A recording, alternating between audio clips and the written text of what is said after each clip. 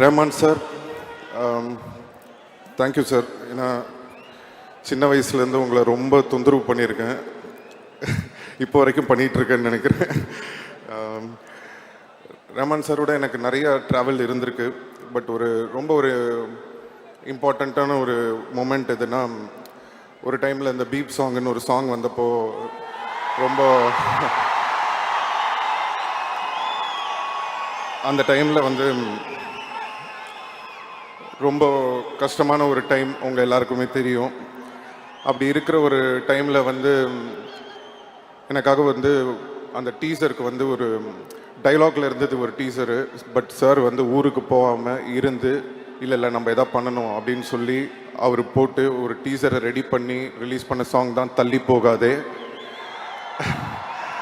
So அதை என்றைக்குமே மறக்க மாட்டேன். எனக்காக நிறையா செஞ்சுருக்கீங்க sir, thank you so much. And first time எங்கள் அப்பா படத்துக்கு அப்புறம் நான் வந்து வெளியில் வந்து ஒரு படத்தில் பாட்டு பாடினேன்னா எனக்கு ஃபஸ்ட்டு சான்ஸ் கொடுத்தது ரஹ்மான் சார் தான். ஸோ அது ஏன் நான் இன்றைக்கி சொல்கிறேன்னா, அவர் என்ன நினச்சி எனக்கு கொடுத்தாருன்னு தெரில. இது வரைக்கும் தமிழ், தெலுங்கு, மலையாளம், கன்னடா தெரியல, ஹிந்தி வரைக்கும் பாடியிருக்கேன். கிட்டத்தட்ட 150 சாங் பாடியிருக்கேன் சார் உங்களால். Thank you so much sir.